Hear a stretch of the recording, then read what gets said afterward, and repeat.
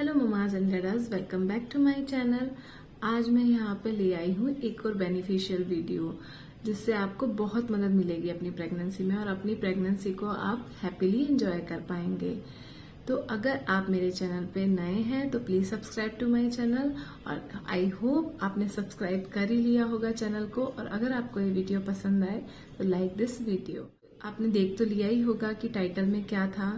जी हाँ, first time जो भी प्रेग्नेंट होते हैं उनको इतनी नॉलेज नहीं होती है और जाने अनजाने वो कुछ मिस्टेक्स ऐसे कर जाते हैं जिसकी वजह से बच्चे की हेल्थ पे बहुत ज्यादा इफेक्ट पड़ता है।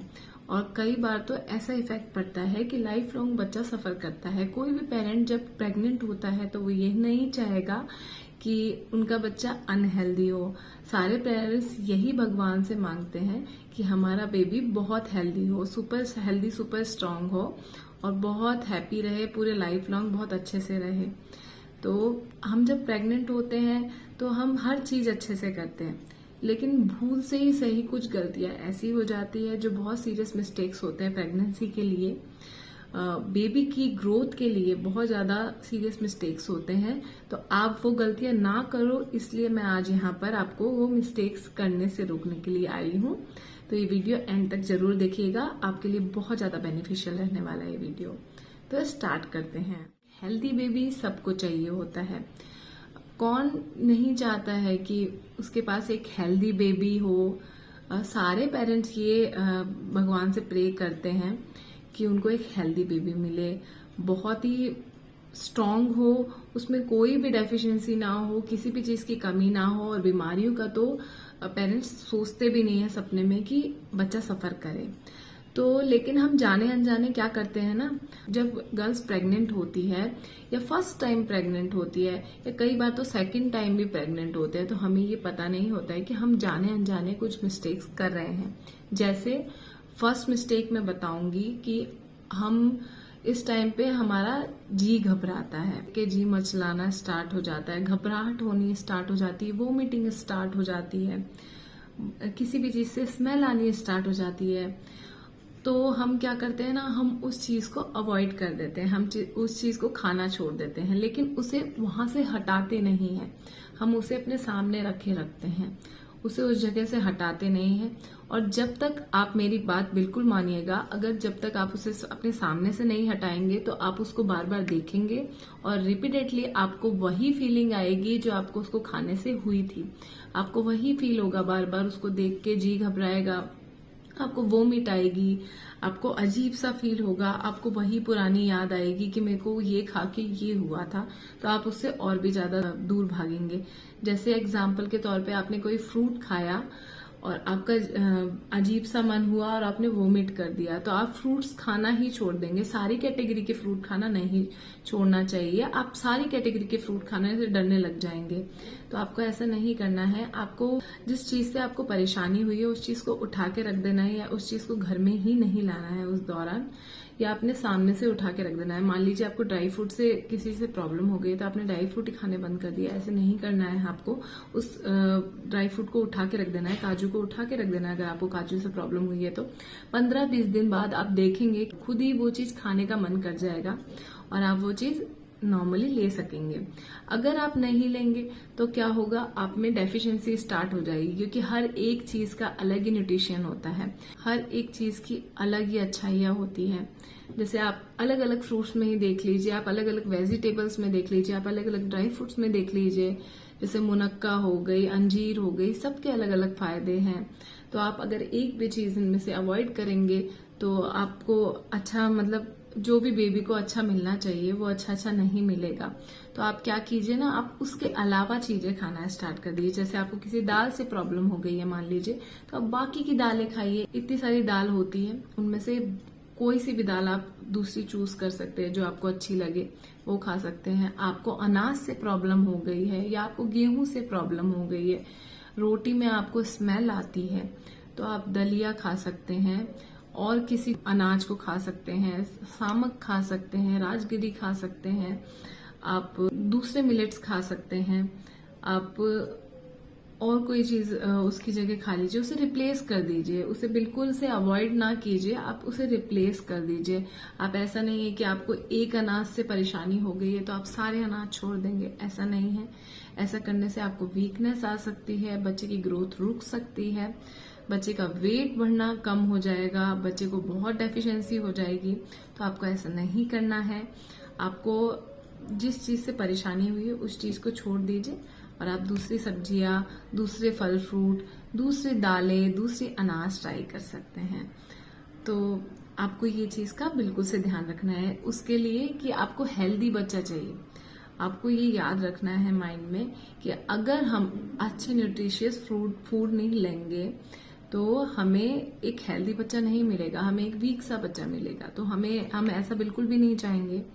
तो हमें क्या करना है ना, हमें सारे जितने भी चीजें हैं सब थोड़ा थोड़ा थोड़ा थोड़ा अपनी डाइट में लेना है, ठीक है। क्योंकि हमें इस टाइम पे प्रोटीन भी चाहिए होता है, कार्ब्स भी चाहिए होते हैं, कार्बोहाइड्रेट, गुड फैट भी चाहिए होता है, फाइबर भी चाहिए होता है, और हमें इस टाइम पे माइक्रो न्यूट्रिएंट्स भी चाहिए होते हैं, बॉडी बिल्डिंग फूड भी चाहिए होता है, इस टाइम पे डेयरी प्रोडक्ट भी चाहिए होता है, हमें फ्रूट्स, वेजिटेबल्स, सब कुछ हमारी बॉडी को चाहिए होता है। हमें ऐसा नहीं है कि बस हमने बाकी की चीजें ले ली, ये चीज अवॉइड कर दी। प्रोटीन भी हमें लेना जरूरी है इस टाइम पे। अगर हम माइक्रो न्यूट्रिएंट्स जैसे आयरन, फॉलिक एसिड या कैल्शियम ये सब नहीं लेंगे तो भी हमें डेफिशिएंसी हो जाएगी हमारे शरीर में, बच्चे को अच्छे से सारी चीजें नहीं मिलेगी। तो हमें क्या करना है, इस टाइम पे सारी चीजें थोड़ी थोड़ी थोड़ी थोड़ी करके लेनी है, अपने डाइट में शामिल करना है। और कोई भी ऐसी हैवी चीज नहीं खानी है एक ही बार में। ऐसा अनाज नहीं खाना है जैसे मैदा हो गया कि उसे एकदम से नहीं खाना है कि हमारी पूरे दिन का मील स्किप हो जाए, ठीक है। इस चीज का ध्यान रखना है। हमें हर चीज को थोड़ा थोड़ा करके लेना है ताकि बच्चे को एक अच्छा पोषण मिल सके, बच्चे को बेबी बिल्कुल हेल्दी हो। ओके, हमें अगर कोई भी चीज अगर अच्छी नहीं लग रही है उस टाइम पे तो हमें उसका अल्टरनेटिव ढूंढना है। जैसे हर चीज का अल्टरनेटिव होता है, हमें ये चीज नहीं पसंद है तो उसका अल्टरनेटिव होगा। जैसे विटामिन सी में हमें एक फ्रूट नहीं पसंद है तो विटामिन सी दूसरे फ्रूट्स में भी होंगे। तो हमें अल्टरनेटिव ढूंढने हैं और बैलेंस डाइट लेनी है। एक ऐसी बैलेंस डाइट बनानी है, हमें एक डाइट चार्ट बनाना है प्रेगनेंसी के लिए, या फिर अपने डॉक्टर से बोलना है कि हमें एक डाइट चार्ट बना के दीजिए और उस डाइट चार्ट को फॉलो करना है ताकि हमारे बेबी को सारे न्यूट्रिशन मिल सके, ठीक है। ये ध्यान रखिएगा बिल्कुल, क्योंकि ये बहुत ज्यादा मेन पॉइंट है ये कि इस चीज का आपने ध्यान रख लिया तो आपका बेबी अच्छे से ग्रोथ करेगा, एक हेल्दी बेबी होगा। तो आगे बढ़ते हैं और नेक्स्ट बात करते हैं। नेक्स्ट टॉपिक है लेथार्जिकनेस। मतलब लेथार्जिक आपको इस टाइम पे फील नहीं करना है, जो सुस्त होता है। लेथार्जिक आपको फील होता है इस टाइम पे बहुत ज्यादा, क्योंकि हमारा इस टाइम पे सारी बॉडी अलग टाइप से बिहेव कर रही होती है। हम नहीं समझ पाते हैं, हमें मेंटली अलग लगता है, अलग फील होता है, और हमें फिजिकली भी अलग फील होता है काफी।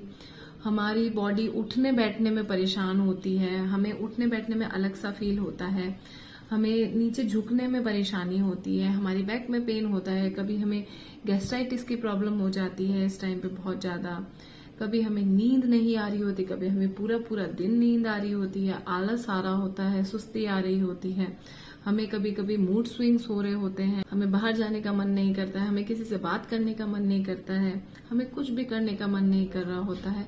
लेकिन फिर भी आपको क्या करना है, आपको एक्टिव फील करना है इस टाइम पे। आप नहीं भी फील कर रहे हैं तो आपको ये बात माननी है मेरी। अगर आपको ऐसा लग रहा है कि आप बहुत ज्यादा लेथार्जिक फील कर रहे हैं, स्लो फील कर रहे हैं, आपको अच्छा नहीं लग रहा, आपको मेंटली पीस नहीं मिल रहा है, तो ये पॉइंट जरूर नोटिस कीजिएगा। मैं ये ऐसी चीज बता रही हूँ जो इंस्टेंट काम करेगी आपके लिए। अगर आपको किसी भी टाइम नॉर्मल में भी, अगर आप प्रेग्नेंट नहीं भी है तो भी ये मदर्स के लिए है।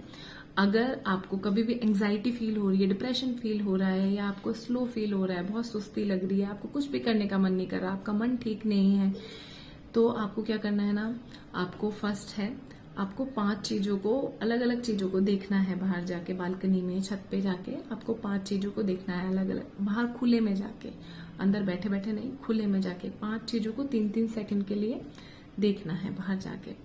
और फिर उसके बाद क्या करना है, 4 चीजों को आपको छू कर देखना है, अलग अलग टाइप से छू कर फील करना है 3-3 सेकंड के लिए, ये भी ठीक है, आपको छू कर फील करना है।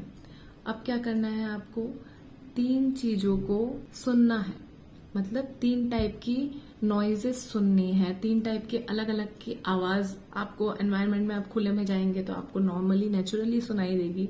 वो बर्ड की भी हो सकती है, वो ट्रैफिक की भी हो सकती है, वो हवाओं की भी हो सकती है, वो किसी भी टाइप की हो सकती है। तो आपको 3 अलग अलग टाइप के साउंड सुनने हैं और 3 सेकंड के लिए हर साउंड को सुनना है, 3-3 सेकंड के लिए, ठीक है। और फिर क्या करना है, इसके बाद नेक्स्ट है 2 आपको चीजें स्मेल करनी है 3-3 सेकंड के लिए अगेन, ओके। आपको 2 चीजें स्मेल करके देखनी है अलग अलग टाइप की, और अच्छे से स्मेल करना है 3 सेकंड्स तक, ठीक है। इसके बाद क्या करना है, आपको एक चीज को टेस्ट करके देखना है, कोई भी चीज, वो खट्टी हो सकती है, मीठी हो सकती है, कड़वी हो सकती है, सॉल्टी हो सकती है। आपको क्या करना है, उसे टेस्ट करके देखना है इंस्टेंटली, ठीक है। जैसे नींबू आपके हाथ में है, उसको आपने लिक कर लिया या उसको टेस्ट कर लिया, ठीक है। अब आप क्या फील करेंगे, आपको इंस्टेंटली एकदम से एनर्जेटिक फील होगा, बहुत ज्यादा रिलैक्स फील होगा एकदम से। आपकी सारी सेंसेस है ना, वो काम करने लग जाएगी। कई बार क्या होता है, हमारे सारे सेंसेस मतलब एक्टिव नहीं रहते, बिल्कुल बंद हो जाते हैं, हमें सेंस ही नहीं हो रहा होता है, कि बोलते हैं ना हम सेंसलेस हो गए, वैसे हमारे सेंसेस काम करना बंद कर देते हैं कई बार। वो एंजाइटी की वजह से भी हो जाता है। प्रेगनेंसी में भी अलग अलग टाइप के स्टेजेस आ रहे होते हैं, मदर्स काफी कुछ फील कर रही होती है अपनी बॉडी के साथ, अपने हार्मोन्स के साथ, अपने मूड्स के साथ। तो वो इस चीज को फील कर सकती है कि मतलब अचानक से मूड स्विंग होके उनका एकदम से डाउन हो जाना, और बिल्कुल सब कुछ थम सा जाना, एकदम सब कुछ रुक सा जाना। तो आपको बिल्कुल भी घबराना नहीं है, ये वाली सारी चीजें आपको फॉलो करनी है। और देखना आप इंस्टेंटली, एकदम इंस्टेंटली, ये आप बिल्कुल इंस्टेंटली ये फील करेंगे कि आप बिल्कुल एनर्जेटिक फील कर रहे हैं, और आपके जो सेंसेस थे ना वो सारे एक्टिव हो गए हैं, और आप मतलब पहले से बेटर फील करने लग जाएंगे। तो आपको इस टाइम पे बिल्कुल भी लेथार्जिक फील नहीं करना है। आप अगर फील भी कर रहे हैं तो आपको बाहर निकलना है घर से। मेरा मतलब यही था ये सारा कुछ, कि आपको बाहर निकलना है, हर चीज को फील करनी है। हवाएं चल रही है, अच्छा मौसम हो, नहीं मौसम अच्छा हो तो भी आपको बाहर निकलना है। आप पास की किसी शॉप में जाके शॉपिंग कर सकती हैं, आप दूध सब्जी लाने बाहर जा सकते हैं, आप कुछ भी करने के लिए बाहर निकलिए। आपको घर में नहीं पड़े रहना है, आपको जब सैड सा लग रहा है आपको बाहर जाना है, ठीक है। अगर आप हैप्पी हो तो आपका बेबी हैप्पी ही पैदा होगा, क्योंकि आप टेंस रहोगे तो बच्चे का जो ग्रोथ है वो अच्छे से नहीं हो पाएगा, बच्चा भी परेशान हो रहा होगा। आपको लगेगा मेरे टेंशन से बच्चे पे इफेक्ट नहीं पड़ेगा, नो। अगर आप परेशान हो, बच्चा इस वक्त आपसे जुड़ा हुआ है, तो अगर आप परेशान हो तो बच्चे पे नेचुरली इफेक्ट पड़ेगा ही पड़ेगा, 101% पड़ेगा। अगर आप टेंशन में क्या, आप थोड़ा सा भी अगर परेशान रहेंगे तो बच्चा नेचर वाइज है वो भी एक्टिव नहीं रहेगा, हैप्पी नहीं रहेगा, वो भी बहुत क्रैंकी रहेगा। तो आपको क्या करना है ना, आपको हैप्पी बेबी के लिए आपको खुद को बहुत ज्यादा एनर्जेटिक और हैप्पी रहने की कोशिश करनी है हमेशा।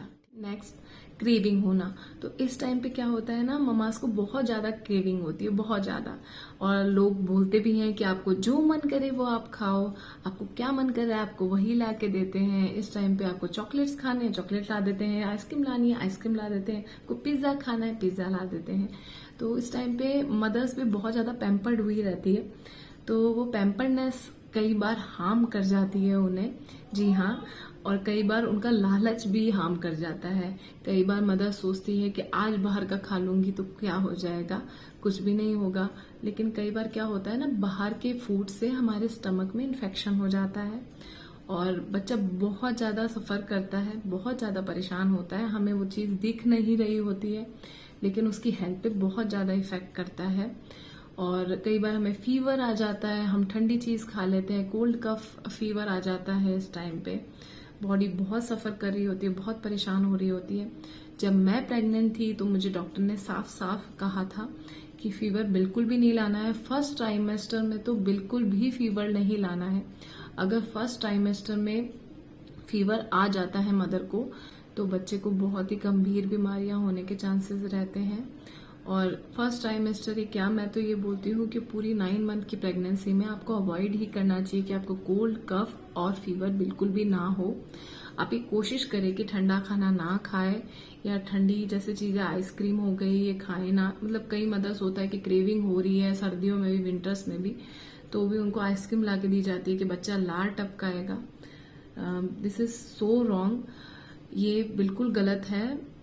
मुझे भी बहुत क्रेविंग हुई थी आइसक्रीम की, लेकिन मैंने नहीं खाई थी क्योंकि मुझे डर था कि फीवर आ जाएगा तो बच्चे पे बहुत इफेक्ट पड़ेगा, बच्चे की ग्रोथ खराब होगी और बच्चे की हेल्थ पे इफेक्ट पड़ सकता है। तो ये बिल्कुल गलत चीज होती है। आप मैदे की चीज खा लेते हैं तो क्या होता है ना, जैसे आपने पिज्जा खा लिया तो वो आपकी 6 आवर की प्रोसेस हो गई। आपने खाया एक बार, लेकिन आपने वो पूरा दिन का मील स्किप कर दिया मान लीजिए, क्योंकि आपने एक बार पिज्जा खाया, उसके बाद आपको एक बार 6 घंटे 7 घंटे तक भूख नहीं लगने वाली है। जो छोटी छोटी मील्स थी आपकी, फ्रूट हो गए और ड्राई फ्रूट हो गए, या आप वेजिटेबल सूप पीने वाले थे, वो सारी चीजें आपकी स्किप हो जाएगी।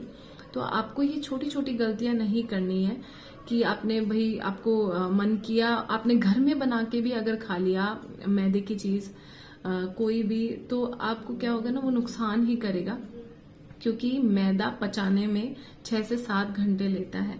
तो आप ऐसा सुपाच्य खाना खाइए जो इजी टू डाइजेस्ट हो। जैसे आप उसी चीज को गेहूं से बना सकते हैं, गेहूं के आटे से बना सकते हैं।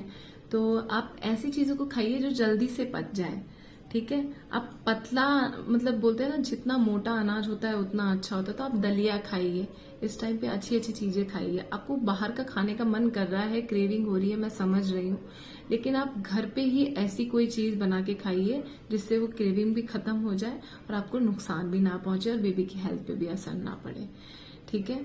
और फिर आपको क्या करना है, इस टाइम पे गैस्ट्राइटिस बहुत ज्यादा होती है और हम बाहर का खा लेंगे तो गैस्ट्राइटिस और भी ज्यादा होगी। तो क्या करना है ना, आपको जो भी राजमा छोले हो गए, ये बिल्कुल भी बाहर खाने की गलती नहीं करनी है। आपको घर में ही बनाने हैं और इनको 8 से 10 घंटे तक बनाने से पहले भिगोना है, उसको फिर बॉईल करना है, उस पानी को निकाल देना है। ये कुकिंग मेथड है एक टाइप का, जिससे उसकी जो गैस की प्रॉब्लम होती है, जो गैस क्रिएट करती है, वो पूरा निकल जाएगा उसमें से, राजमा और छोले में से। फिर आप उसको खा सकते हैं, तो उससे आपको गैस्ट्राइटिस नहीं होगी। ये बहुत ज्यादा इफेक्टफुल है, आप करके देखिएगा।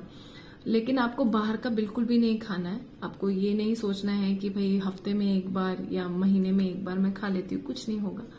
वो आपको बहुत परेशानी दे सकता है। कई बार आप, ऐसा भी हो सकता है कि ठीक हो आप खा के बाहर का, लेकिन वो अंदर ही अंदर परेशानी करता है। तो इस टाइम पे आपको हैवी फूड नहीं खाने जो मतलब डाइजेस्ट करने में बहुत ज्यादा परेशान कर रहा हो या बहुत ज्यादा टाइम ले रहा हो, आपके मील स्किप कर रहा हो या आपके स्टमक में इन्फेक्शन पैदा कर रहा हो, जिसकी वजह से आप 1 या 2 दिन तक अपने पूरा जो आपका जो डाइट चार्ट था उसको सब छोड़ दिया आपने, आप कुछ भी खा पी नहीं पा रहे, बच्चे को न्यूट्रिशन तो दूर की बात, बच्चे को खाना भी अच्छे से नहीं मिल पा रहा है।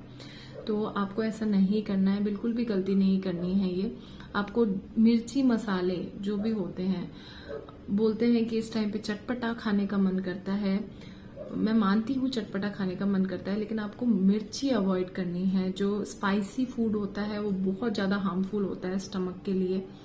और बेबी के हेल्थ को अगर आपको देखना है, अगर आपको खुद का देखना है कि मेरा मन कर रहा है, मेरी क्रेविंग है, आपको बेबी का नहीं सोचना है, तो आप डेफिनेटली खा सकते हैं। लेकिन आपको अगर थोड़ा सा भी बेबी का है कि बेबी परेशान होगा, वो इतनी नन्ही सी जान है, वो आपके ऊपर डिपेंड है इस टाइम पे, तो उसका सोचकर थोड़ा सा सेक्रीफाइस कर लीजिए और कुछ और खा लीजिए। इतनी अच्छी अच्छी चीजें हैं, मतलब फ्रूट्स हैं, वेजिटेबल्स हैं, उनका सूप बनाकर पीजिए। उनको मतलब कट करके आप थोड़ा सा स्पाइसी बना के, हल्का सा स्पाइसी बना के ब्लैक पेपर के साथ खा सकते हैं, तो वो आपको नुकसान नहीं करेगा।